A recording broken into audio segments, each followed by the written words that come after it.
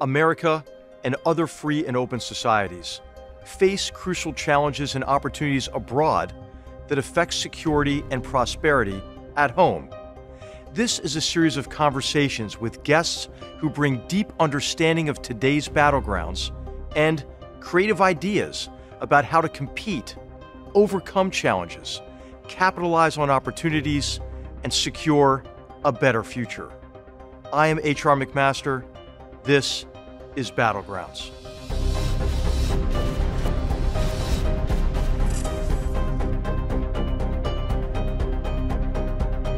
On today's episode of Battlegrounds, our focus is on the fight for human rights and lessons learned from the wars in Afghanistan.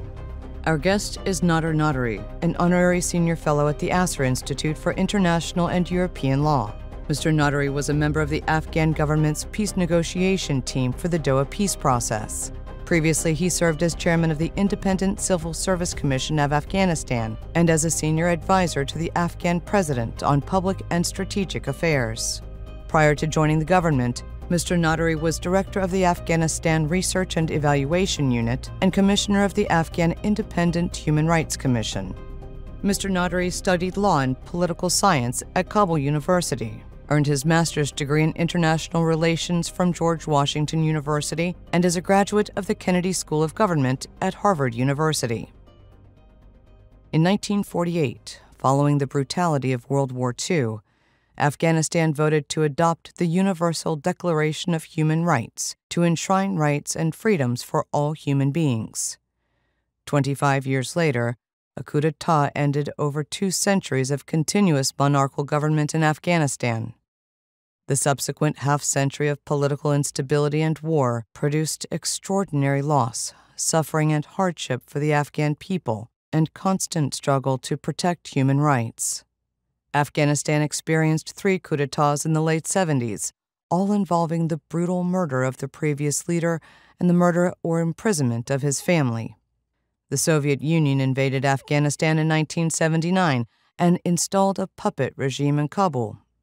The government ruled the urban areas with an iron fist. Dissenters were arrested, killed, or simply disappeared. In rural areas, the anti-Soviet Mujahideen conducted attacks against the Soviet army and rival Mujahideen factions with limited regard for non-combatants, who often bore the brunt of the fighting.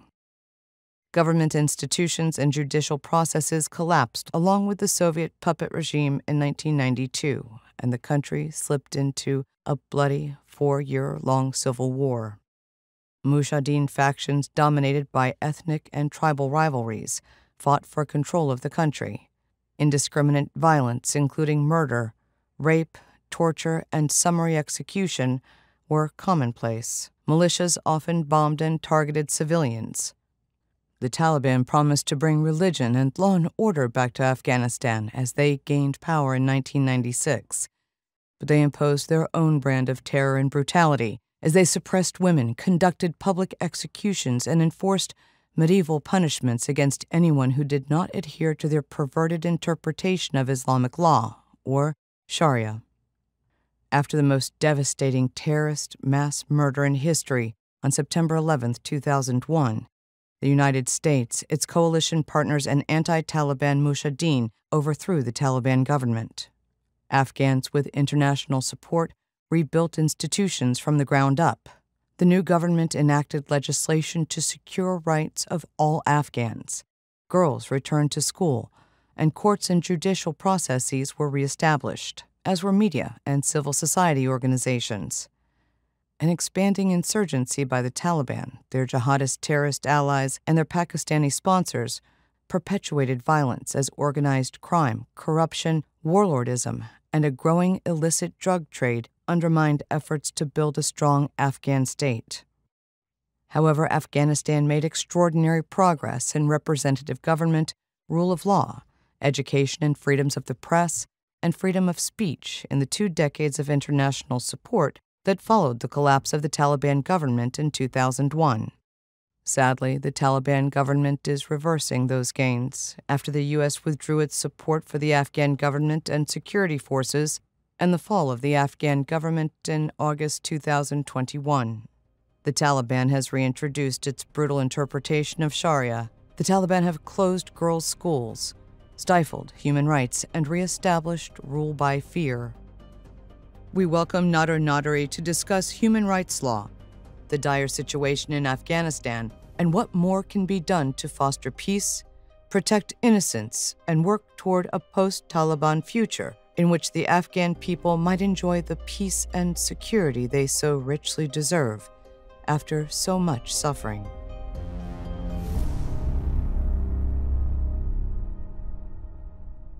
Nader Nadery, welcome to Battlegrounds. It's wonderful to see you after so many years. I'm glad you're safe. I'm glad your family's safe. I'm sorry for the difficulties you've had to encounter, but thank you for being with us on Battlegrounds. Well, General, it's a pleasure to see you again, and thank you for having me. It's great to see you after so many years, but it's wonderful to see you still that passionate, and thank you for your care for the people of Afghanistan and for what's happening in the country. Well, thanks for your extraordinary service and the service of human rights, and then to help build a better future for generations of Afghans to come. And I know it's extremely heartbreaking what we're going to be talking about today, but I think it's really important for our viewers, for our listeners to understand really what went wrong in Afghanistan, but also to celebrate those who made so many sacrifices and who shed sweat and blood to build a better future. I think a lot of Americans, Nader, they're looking at the collapse, in August of last year, and they're asking why did it collapse so quickly? And when we first met, we were working on counter-corruption and organized crime, and in particular the problem associated with criminalized patronage networks who were hollowing out the institutions that were critical to the state's survival. In your last job, you took this on as well, right? In civil service reform and trying to strengthen and harden the Afghan state against the regenerative capacity of the Taliban. Can you maybe talk about your efforts and your analysis of why we together were unable to build the kind of resiliency in the Afghan state over 2 decades? Well, thank you, General. To look at why we failed at the end, and such a catastrophic failure, first on our part, on the part of Afghans and the leadership and everything, and then our international partners. It was a collective effort of making Afghanistan a better place for its people, if not a Denmark or if not a Switzerland, but at least a better place for the Afghans itself. We didn't get there, unfortunately. We need to go back to the origin of it. When at the Bonn conference, the new Afghan state or government was formed again. This is 2002. 2002. To bring Afghan leaders together in Bonn, yes, to determine what government replaces the Taliban. Absolutely. In November 2001, the conference got together. I was a participant, a teenager, activist. I happened to be invited by UN to be at that forum. So the first thing that happened there was a rush in setting up something to match politically with the military advances that was happening against the Taliban on the ground. And this rush in making a setup resulted in losing some of the sides. As an example, Taliban defeated, they could be part of something as a political actor, but not anymore as an actor on the military front. We missed that, and then the setup of the government that was set at the time was not rightly done also.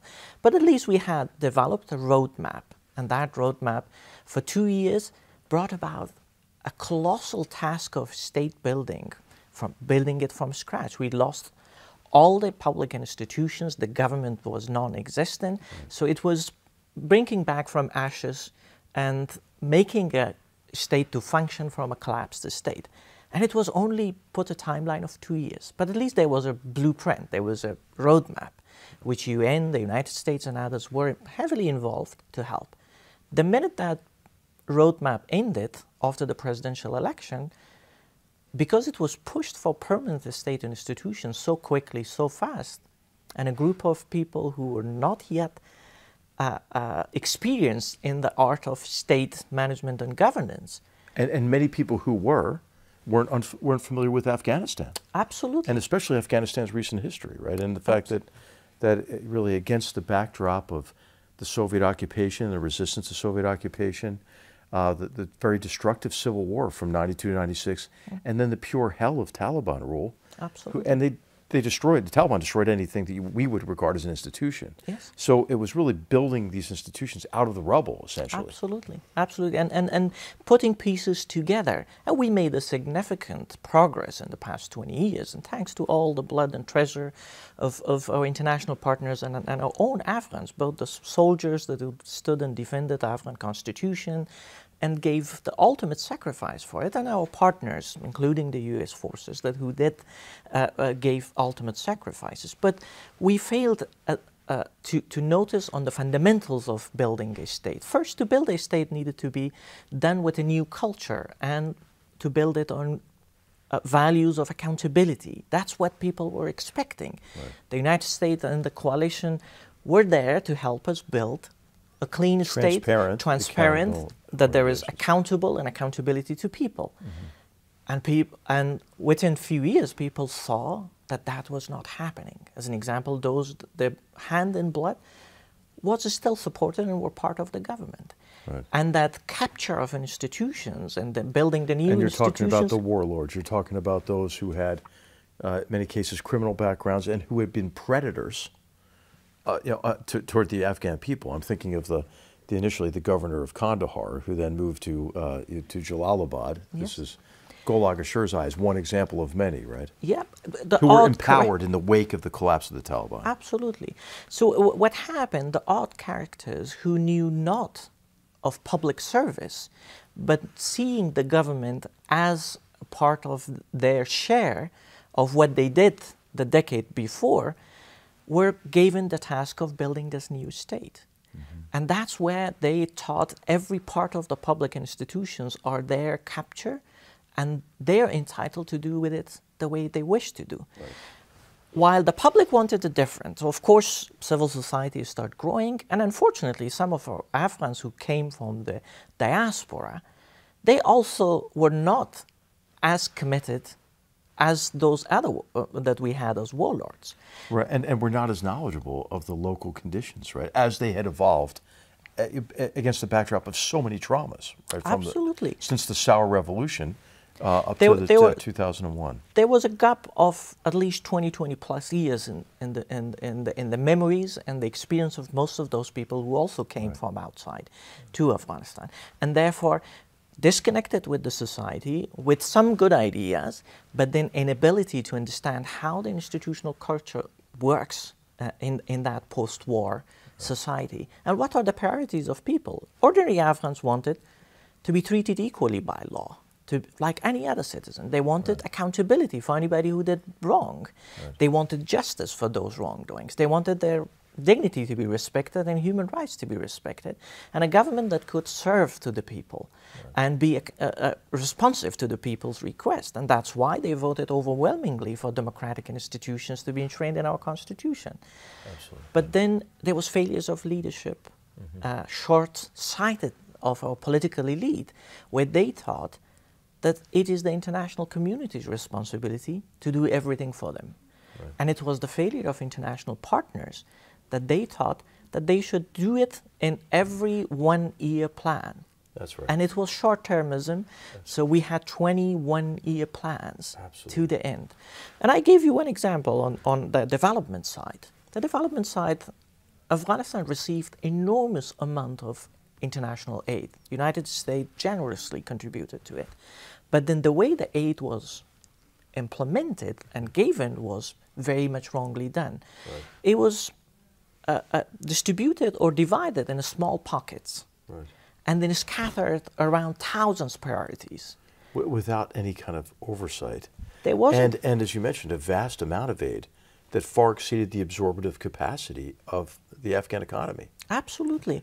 And then what it did, there was no oversight and monitoring, but importantly, the performance was counted of those implementing organizations on the rate that they burn money. Actually, it was called the burn rate. The burn rate. Right, which confuses activity and spending with progress. Absolutely. The performance was not about the outcome, to see what outcome these would bring. And that's where the sense of dependency expanded. We Afghans, our leaders, have failed to understand it, and our international partners who have had experience of these kind of institutional and long-term development, they also failed to think longer term and to create foundations for economic development. Major infrastructure projects were not focused. Afghanistan is an agricultural country. Like $500 million were given to aid every year, at least on civilian side. And it was collectively close to $2 billion every year. And Afghanistan needed like 5 major or 10 major hydroelectricity dams that would irrigate tens of thousands or hundreds of thousands of lands and recruit for jobs and create jobs for hundreds of thousands of people. And all of that would have not been $2 billion of 1 year civilian aid. And that would have diffused the Taliban to recruit population. Of course, some of the operations that went wrong, including the civilian casualties, the operations of arrests of people, which we Afghans tried to score against our rivals. Yeah. And then provide wrong information to coalition forces. Right. And therefore people were arrested and tortured, and that also had bad impact in the people's expectation. Right. And was a good tool for Taliban to recruit it. And then of course the issue of regional failures. We had Pakistan from the beginning not being genuine and a faithful partner with the United States and the rest. And I was always amazed that why the leadership in the United States could not be harder on Pakistanis while American sons and daughters were being attacked by those who were planning from Pakistan. Yeah. So the failure was in multi-layers. Yes. And I just wonder if I could just go back to your initial point. I mean, one of the chapters in Battlegrounds is a 1-year war fought 20 times over, which you alluded to. And I really think, Nader, as I look back on it, it was the short-term approach to what was a long-term challenge that actually lengthened the war and made it much, much more costly. And that short-term approach prioritized withdrawal, getting out, over achieving that sustainable political outcome. Not to, as you mentioned, not to make Afghanistan Denmark, but just to help Afghanistan become Afghanistan again. And I sensed, really with the first elections 2003, then later on 2006 and 2007, when we kept declaring that we're about to withdraw, Afghan leaders looked over their shoulders, who's got our back? Nobody, so let's cut some deals internally. And what I sensed and what you helped me learn about in 2010 when we first started working together is that the political settlement in Afghanistan had become wholly reliant on unchecked criminality. Yes. And in exchange for license to loot to the state, essentially, many of these political actors now have become organized crime bosses. Yes. They gave their fealty to the government in exchange for impunity. Absolutely. And license to steal. And could you describe that political dynamic? Because there's a sense, right, and this is, I know, offensive to you and to me, because I have so many Afghan friends. Afghans, they're just corrupt people, man. And what I've found is that the Afghan culture is intolerant of corruption. Yes. And this was fundamentally a political problem associated with these criminalized patronage networks. Yeah. Absolutely, HR. What has happened, the Soviet invasion affected the country in so many ways. Not only millions of people who died in these bombardments that we see the similar patterns of behavior today in Ukraine, but also it teared apart the fabric of our society. Mm-hmm. And then the sense of uncertainty start growing. And trauma. And trauma with that. And within that, organized crime groups start hijacking both the society and the state. And then when this new era came, the political capital become those weapons that they have had, right, and then the networks they have had, and therefore they were intimidating the state. And then we failed, the new political leaders have failed to understand that what is the important element for Afghanistan's stability long term. Mm-hmm. In short term, you can bring these kind of people into one tent, but to change their behavior within a different culture of governance. But what it happened, the new system only empowered them. And our international partners also, within all these experiences, from UN to United States engaged and the Europeans, they didn't come and tell us to say, hey, the first thing is that you need to have an electoral system that is very, very tested and shielded against the wrongdoings. Because our political stability and credibility and legitimacy of the government coming out of it that would bias stability would go through this institution. So no investment on strengthening the institutional capability of the state to gain credibility at the political side and marginalize these bad elements. So what happened in the first parliamentarian elections, a lot of bad guys abused the failure of institutions, that the UN was heavily involved, but was not waterproof, that was not helped to build the right institutional element against the corruption and fraud, electoral fraud. They came to the parliament through fraud. And then fraud became part of the culture of electoral process in our society. It is surprising to see $500 million in 4 elections to be spent, but we leave with no institutional capacity to guarantee our democratic process and make it credible. President Karzai failed on that, and President Ghani miserably failed on that also, because they needed to clean them. Well, and they were competitive, right? It was competitive fraud in a lot of these cases. Absolutely. And you know, this is what's important, I think, to understand about democracy, right? Democracy works if people believe they have a say in how they're governed. I mean, we see this in the United States today. Really, members of both political parties are really compromising our principles and our confidence in democratic processes and elections to score partisan points. And of course, then people conclude, well, the only way I can advance my interests is to affiliate with one of these groups. Yep. Look to them for protection, not protection under rule of law.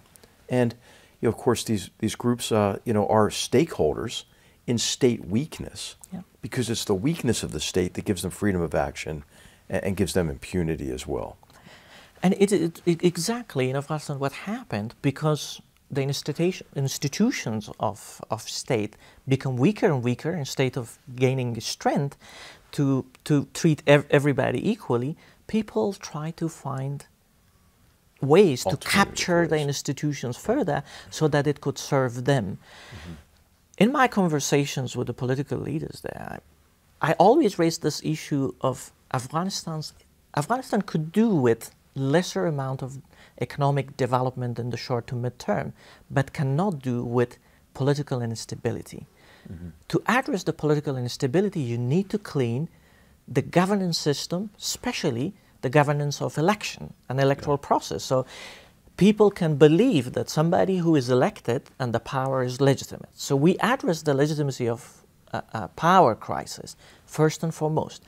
Both our international partners, including the United States at that time, did not put enough attention and effort to clean it up, but also our own leaders had an interest in keeping it corrupt, fraudulent, and dysfunctional, because that was the way they thought they will hold into the power and get into the office and continue to be there.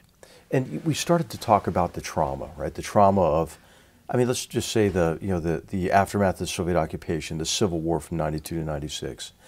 And so these criminal actors were motivated by a political agenda, I think criminal agendas, but political agendas to build up a power base in advance of a post-U.S., post-coalition Afghanistan, because what was in everybody's mind is a return of '92 to '96 in the Civil War.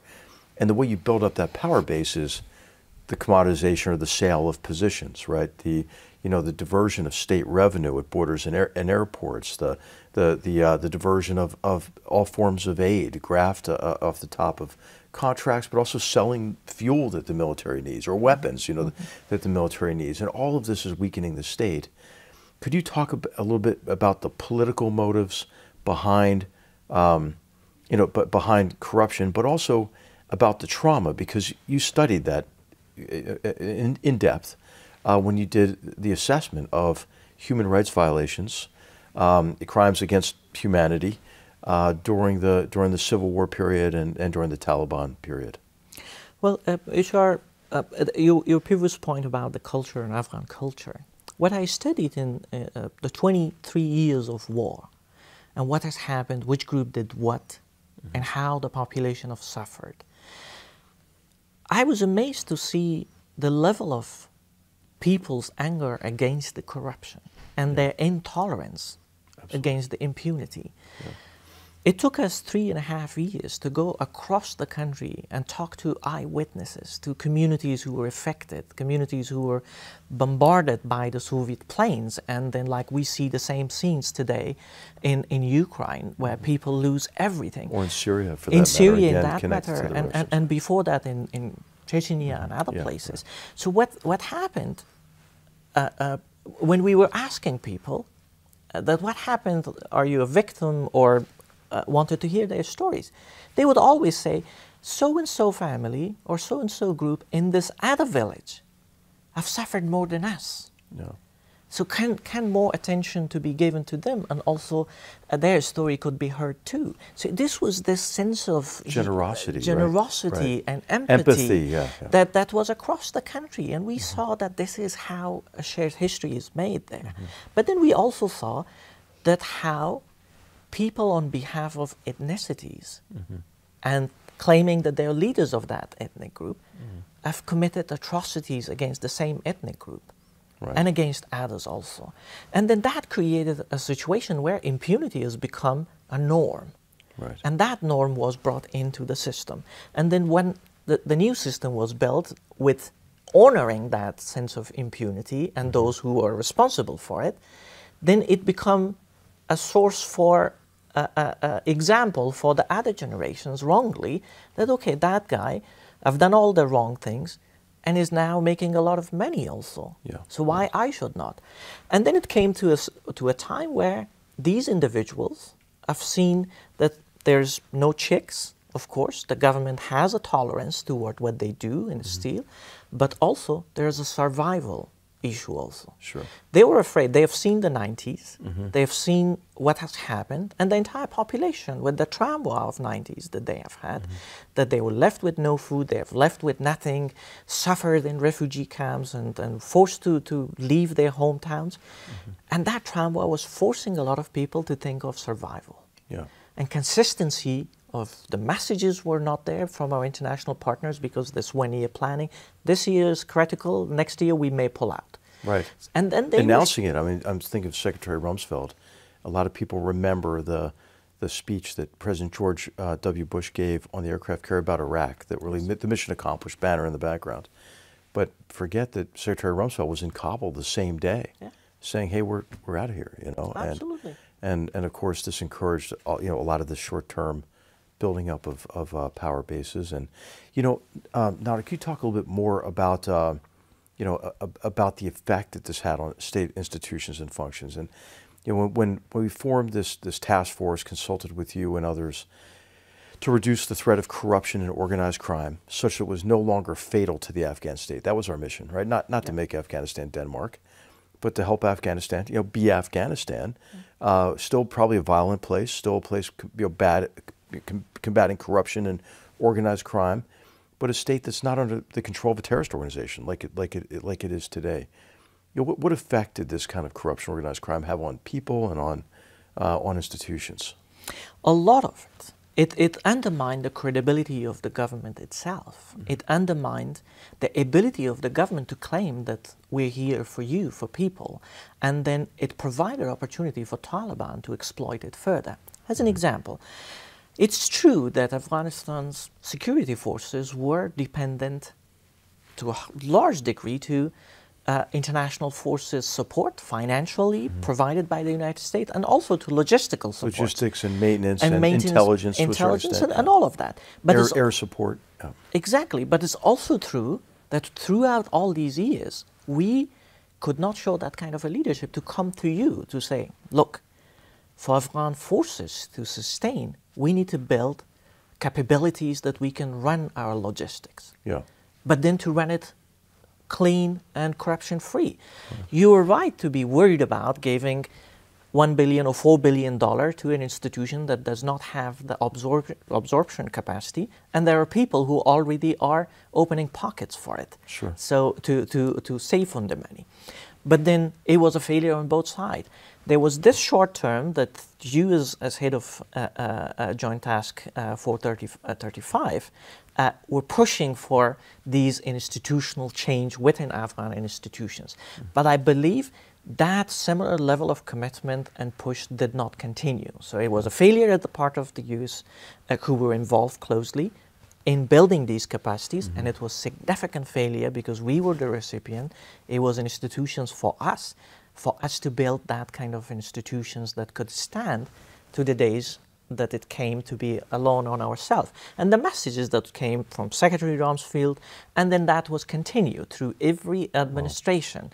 There was this sense that we will be on our own. That's right. But then we failed to translate that into strengthening our institutions, but then some of us who were in position of power, we tried to put the interest of self and survival, and then try to start stealing instead of focusing the other way. And then the region was encouraged by us. The region decided, Pakistan, other countries including Iran, Russia and others, they decided that the US is leaving. That's right. And therefore we need to promote and support our own assets. And Taliban become again an asset for the day, which is today, for Pakistan, despite everything. And they start exploiting that inconsistency in the longer term direction. You may have heard the quotation from a former ISI official who said that in the 1980s we helped defeat a superpower with the help of the United States, and then in 2021, we helped defeat the United States with the help of the United States, and really I call it in the book really egregious serial gullibility with the Pakistanis. Could you explain some of the efforts that you saw over time to try to accommodate with the Pakistanis? I know there were a lot of Afghan-Pakistan talks, and what you concluded from those efforts, and your observation on why we experienced this sort of serial gullibility. I think during the Trump administration we administered a corrective to it. I think we sent a very strong message to Pakistan in the context of the South Asia strategy, which, I mean, Nader, I don't know what your assessment is of it, but I think it was the first time we had a sustainable and a reasoned approach to the war in place. But then it was reversed. I mean, when I saw Imran Khan sitting in the Oval Office with President Trump after I left, I just about fell out of my chair, you know? So how do the Pakistanis affect this kind of, really extraordinary deception of American leaders? Well, I would say if I look to the entire 20 years and the entire enterprise and this project or Afghanistan rebuilding, as 100% of it, if 50% of it was our failure collectively, our lack of leadership and international community's inability to understand what's needed, at least 50% of it was the region, and especially Pakistan. And it's deception and continued. When I look at the history of Pakistan relation with the United States, and then throughout half a century, it lived on these deception and blackmailing of this happens, or the Soviet invasion, and then asking US to give Pakistan certain things, and from F-16 to other military and civilian aid, and continue doing that. And nobody in Washington began to question that up until the time that you engaged in developing the South Asian strategy, where Pakistan was already so much exposed, but nobody was holding it accountable. Billions of dollars was provided to Pakistan, and the Pakistani general, Durrani, former ISI chief, is very right in that they have defeated the United States by the United States money, because it was billions of dollars that the US was providing to Pakistan. So what the Pakistani effect, I was part of a number of things that I've seen firsthand. When I joined the government, so soon there was this quadrilateral the Quad meetings, where it was Afghanistan, Pakistan, United States, and China. And it was the first meeting where I attended also in Islamabad. We were very frank and we were very direct, putting things on table, telling the Pakistani Prime Minister, President Ghani told Pakistani Prime Minister, and our delegation engaged with them, saying, let's talk frankly. What is your legitimate concern in Afghanistan? Can we stop this deceiving? And they continued. And by the way, the Chinese stood with the Pakistanis. Of course. And then I remember at one point that a senior U.S. official there, which I and Minister Atma was arguing with her, saying that we need to use different languages because these languages would bite us later on. Mm-hmm. As an example, intra-Afghan discussions or dialogue was something to undermine the state itself and divide it back to factions, the groups. Yeah. And we argued with her, and she was saying no, because Pakistanis doesn't agree, and therefore I need to get an authorization back from Washington, and it's late. We need to issue this statement. The words carry a lot, and why Pakistanis were investing in this word to fragment back and delegitimize the government in Kabul, which then we doubled down on with the formation, or really agreeing to the Taliban Political Council, asking the Qataris to convene that in Doha. I want to just go back for a second about prioritizing withdrawal and saying we're leaving. I think that reached a sort of a perverse level almost when the Obama administration announced the reinforced security effort in Afghanistan in 2009, and then released the timeline for withdrawal, at the same time. Absolutely. Now, in what war has that ever worked? To give your enemy the timeline for your withdrawal, to stop targeting the enemy aggressively, as they did in later years, and then say, oh, we want to negotiate a favorable agreement. So can you describe maybe some of your frustration with this, and then maybe your experience later, after the Trump administration backed off of the South Asia strategy that it prosecuted really only from 2017 to 2019, mm-hmm. and then sent Ambassador Zal Khalilzad essentially, I think, to surrender to the Taliban, okay. And to put together really a withdrawal plan, regardless of what the effect would be in Afghanistan. You were given the very difficult, I'm sure frustrating task of participating in those negotiations. What can you tell our viewers that they don't know about how those negotiations went and what your experience was? Well, to get to the 2009, I was a civil society guy at that mm-hmm. time, and I was at the Chicago summit of NATO, where the decision was to do the surge and increase number of troops, but at the same time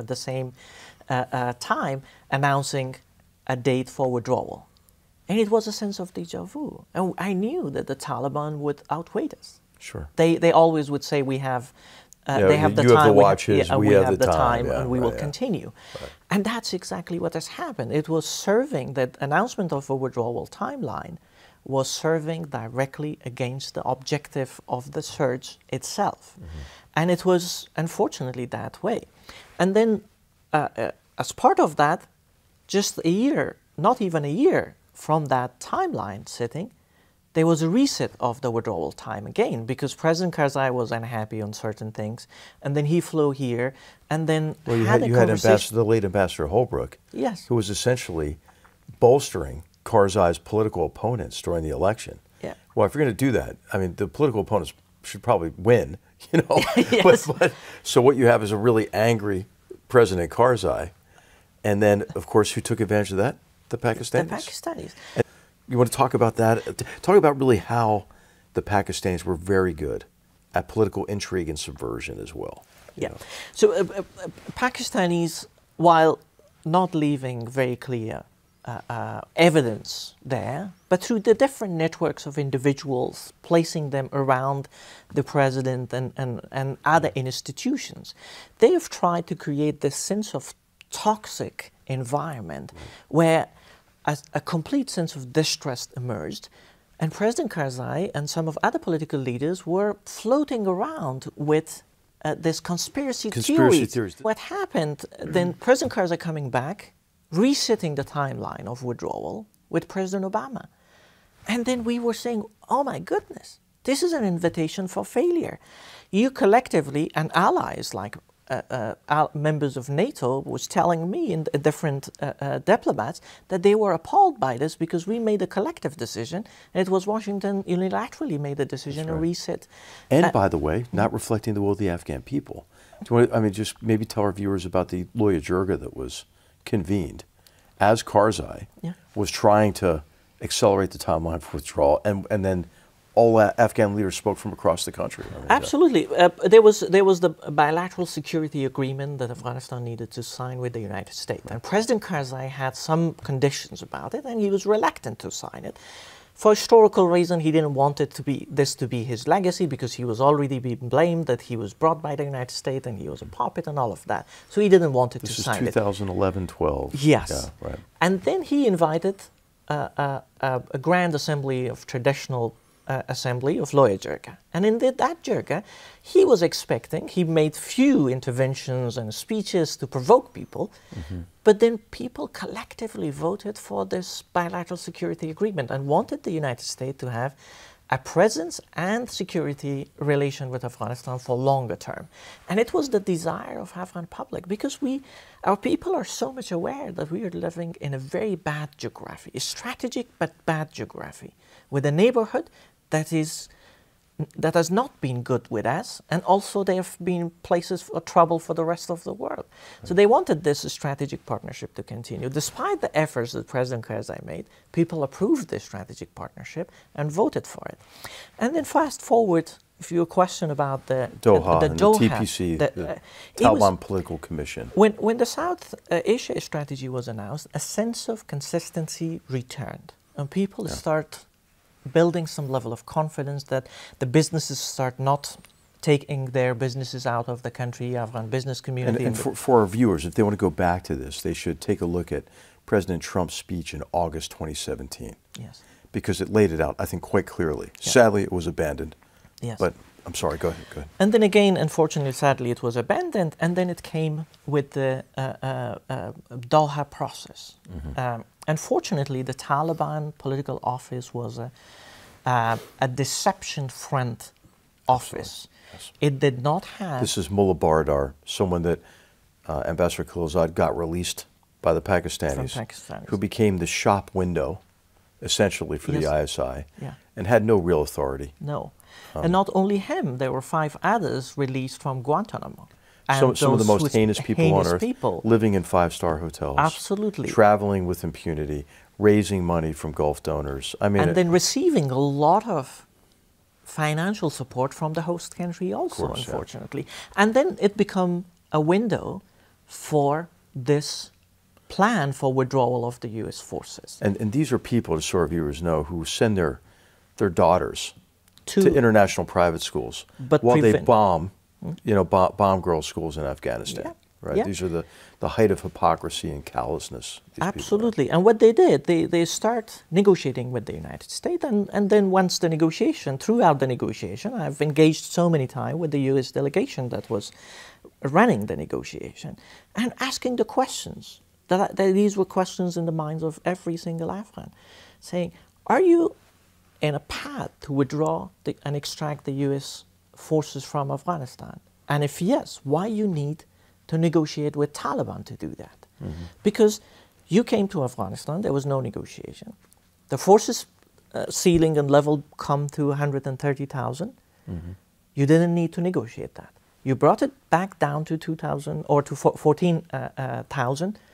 There was also not, you didn't need permission from anybody. Right. We had a bilateral security agreement, and based on that we could arrange the Afghans withdrawal. Were bearing the brunt of the fight against Absolutely, and there was many years that our forces were running the fights and everything. And then what happened?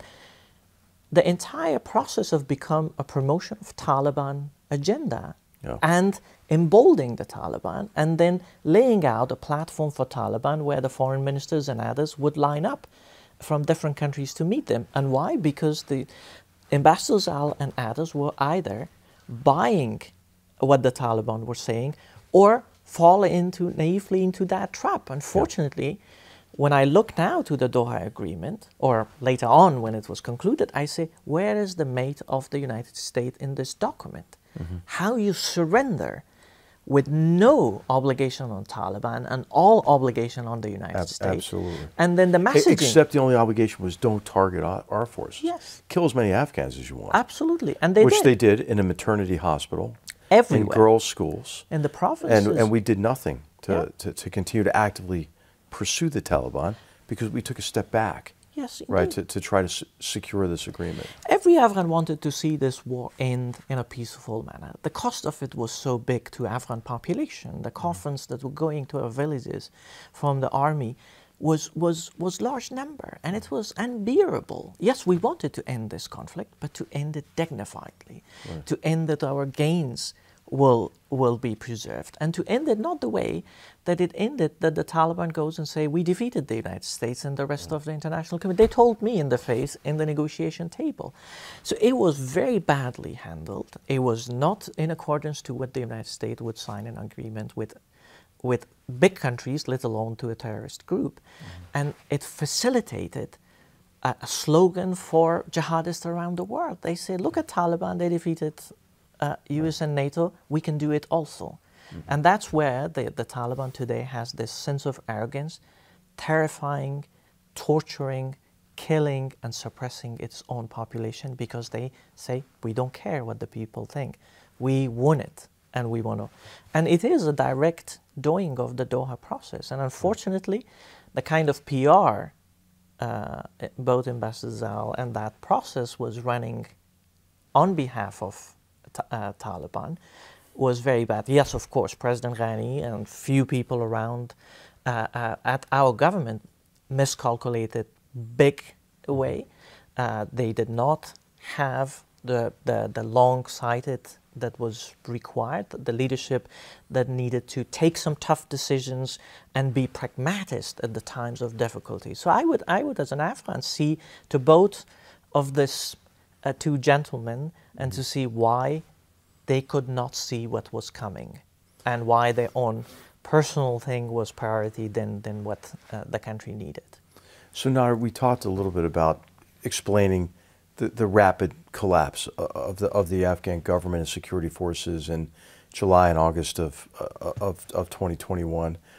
But really, just I wonder if you might talk a little bit more about the psychological blows that were delivered to the Afghan people, sadly, by the United States. And I think what's really most disappointing about this story is that if you're going to leave, hey, just leave.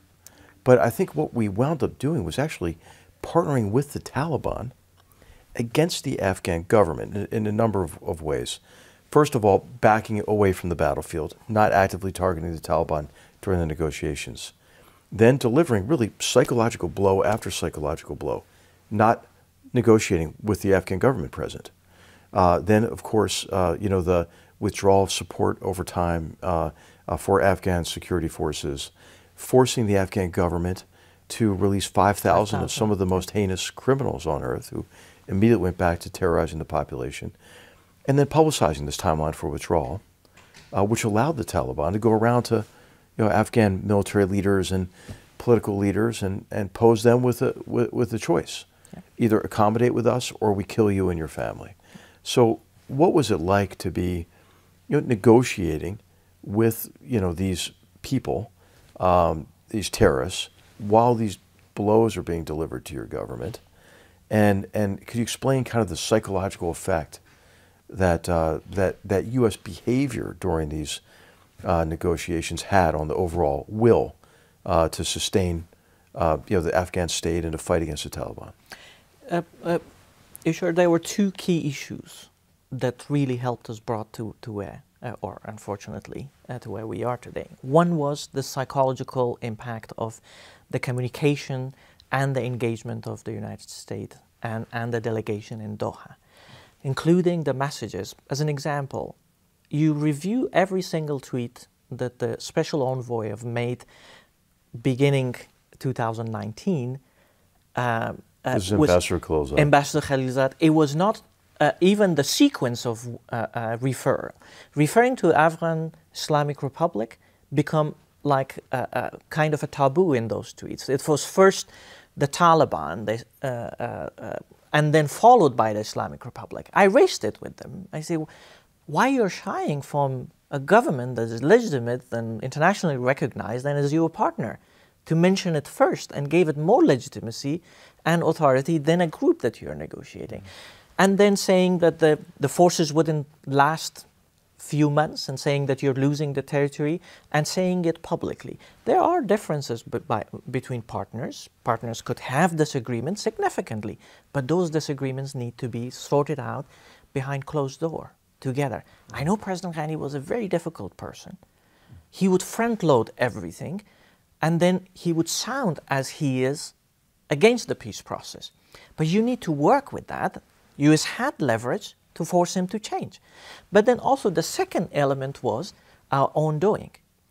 We made the most wrong choices and practices applied in our security forces. Consistent changes. Every 3 months, leaders were changed, different ranks were changed. Inexperienced individuals were put in charge. The czar of like our national security advisor had 0 military experience. And he was given the cult of a president and was given every authority, and he started removing people left and right. Nobody within the ranks felt that they have a security of job, and they did not felt that they are led by a professional army officer or a professional security guy. So they start breaking the chain of command already.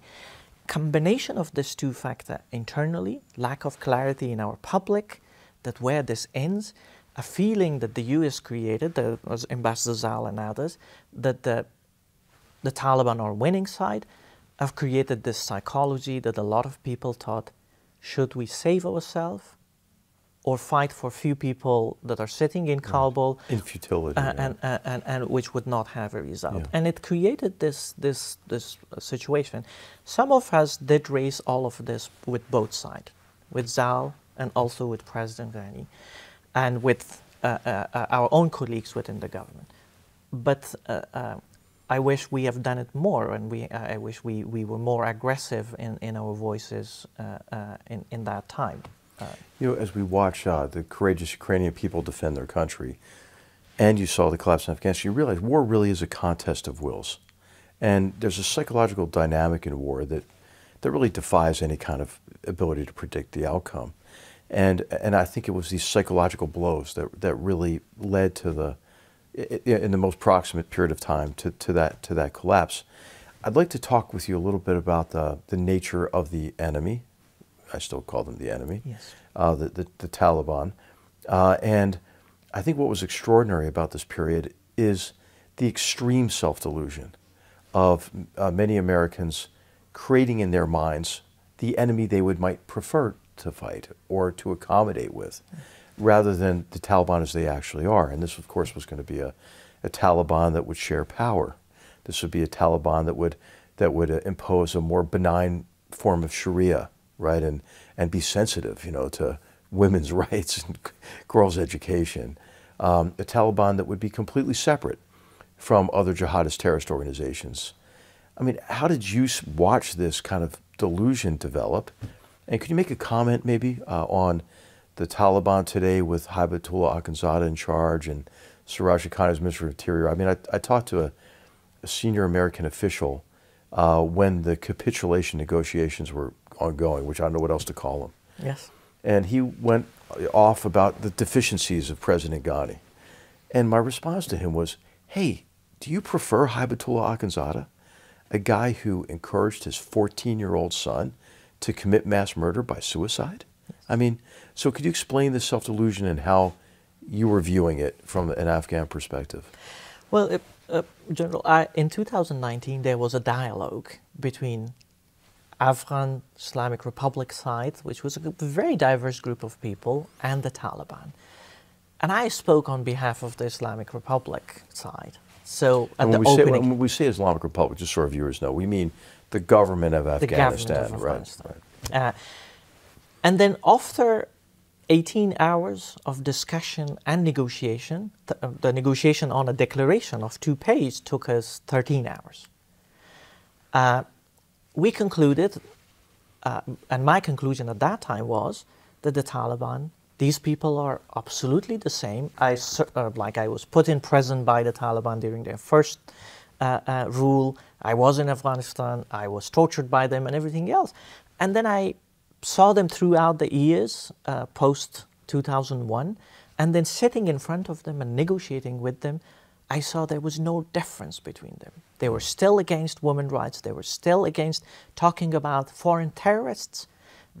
They were against the responsible withdrawal of the foreign troops. And then at the corridor, Ambassador Zal came, and there was these two Taliban standing with us. It was the break that somebody was working on a draft. And he said, why it's taking too long?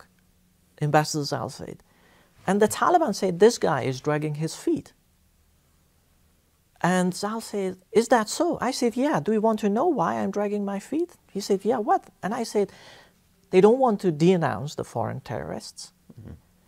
They don't want to acknowledge that women's rights need to be respected, and they also don't want a responsible withdrawal. Mm-hmm. And then in that moment, the Taliban got very agitated and very nervous, because they already, Ambassador Zal was telling us that they made these false promises. Absolutely. And then that was reflected later on through, and then a recognition of them after a month and a half when the negotiation started. My conclusion was that they're not for the shared future, that they're so much both arrogant and self-centered. They are not changed. They wouldn't change on women's rights. They wouldn't change on suppressive application of their rule in the country. And we need to be ready to prepare for that kind of a situation. Mm-hmm. And on the table, they would always make a reference to that we don't care about you because we signed an agreement with the United States. And they are leaving. And on one occasion, I said, no, they wouldn't leave that way. A responsible withdrawal will be. And I'm sorry to give that exact word and a quotation. Mm-hmm. One of the sitting minister of Taliban, Sheikh Dalawar, told me, oh, what are you talking about? The U.S., they are running away. They're defeated. They're running away, their tails between their legs. Yeah. So right. To referring to a situation. And that was their understanding. And it created a psychology in their favor. Their understanding was that they defeated the world superpower. Absolutely. Without, I mean, what they should be acknowledging is that we defeated ourselves, I think, essentially. Yeah. I'd like to talk a little bit, we're almost running out of time, but there's so much to cover and your insights are so valuable, but what is your read of the situation today, right? I see somebody like Siraj Haqqani, who is in charge of the Ministry of Interior. We know from experience it's bad when terrorists control state and state resources. He gave a speech a few months ago in Kandahar, and if you saw the translation of the speech, well, you didn't need to see the translation. Yes, you could read it. I had to see the translation. And in it, he boasted that over time he had helped over 130 adolescents, young teenagers, become suicide bombers in Afghanistan. He was boasting of this. Yes. He had murdered many, thousands maybe of Afghans, and he was bragging about that. And then he also was bragging about how many passports he had issued to fellow terrorists, essentially. Yeah. And there is still this misunderstanding, that maybe that we can partner with the Taliban against other terrorist organizations when actually the Taliban is part of a transnational terrorist network that includes even elements of ISIS that they cooperate with, as they did in the August attack that killed 13 Americans, I believe. Yeah. I've not seen any intelligence, but the Haqqanis ran, as you know, for many years, the Kabul attack network, yeah, and often used ISIS agents because these are people who share resources and bomb-making expertise and finances in kind of a terrorist ecosystem. And of course, the Haqqani network is at the nexus of the state support for terrorism through the Pakistan's inter-services intelligence. And they're the main conduit to al-Qaeda, and they're the main protectors of Zawahiri, the head of al-Qaeda. And by the way, you might want, if you have a chance to talk more specifics about the brigade that took over Kabul airport, there's essentially an al-Qaeda brigade that's under Haqqani control. I mean, this delusion that, it's okay because we can partner with the Taliban against terrorists is a complete pipe dream. Absolutely. So what's your assessment today of what is at stake in Afghanistan in terms of the jihadist terrorist threat to Afghans, certainly, who are living in this hell now every day, but to all civilized people? Yeah, General, if I may quickly, on one point, the example you gave of Ukraine, that they're courageously fighting, and our situation. Just quickly, in for 10 years in the 80s, we fought against the former Soviet Union, 100,000 troops and then at that time. But at this time, it's as much of a battle of will and an element of will, it's that much of an element of leadership and courage to stand for what is right. And what we saw, unfortunately, that was missing, an erosion of leadership for a number of years. Over time. Can I make one point to make a correction, please? 70,000 Afghans gave their lives. Absolutely. On a modern-day frontier between barbarism and civilization. So I do never want to diminish the Afghan people's will, and I didn't mean to do so. I meant really to relate it to the blows that we delivered that undermined will at the end. So thank you for the opportunity to correct that. Yeah, thank you. Yeah. And then coming to the current composition and the future, it was an absolute naivete at the part of those from the United States that engaged directly with the Taliban to think that those people in Doha, that whatever they say is going to be the features of a Taliban government in Kabul. They had no power. They were a window shop. They were just a face. They had no power. Now, currently, who has the power? You very well laid out the landscape. So you have those that Mullah Haibatullah, nobody has seen his face, but he seemed to exist, that he, a number of very, very conservative and traditionalist, rigid interpreter of Islamic text that are setting the core policies, including an apartheid against Afghan women, that pushing Afghan women to the dark ages and denying every single right. And they are the one who are setting also, collectively the Taliban, all of them setting the policies to violate every single rights of Afghans, every single rights of Afghans. So creating a total state of suppression. Now with that, you have then a lot of those around the Kandahar and that area. Second group is, of course, the Haqqani network. And Siraj at the top of it. I checked on the website before this discussion, still on US official government website says it's one of the most wanted people with millions on his aid. And who is running our Ministry of Interior, the de facto or acting Minister of Interior. And they have indicated no element or sign of a changed people, because there is a battalion created as part of both Ministry of Defense and Ministry of Interior of suicide squad, suicide battalion. And there is a commander on each of them. One of those commanders, where a governor in Helmand was just transferred to become commander of the suicide brigade as part of our forces. What worries me the most is this combination of individuals who only knows how to kill, how to terrorize, and how to carry suicide attacks, combined with the most ideologue individuals that thinks, apart from themselves, nobody else is pure. So it is a core... Anybody who does not adhere to their, I would call it, their perverted interpretation of Islam. Is legitimate to be killed. Is a non-believer, is a rejectionist or an apostate, or whatever category you fall into. Absolutely. And in their affiliation, UN report and everything else, every other assessment suggested their affiliation with the Al-Qaeda have never been severe. It's strongly there.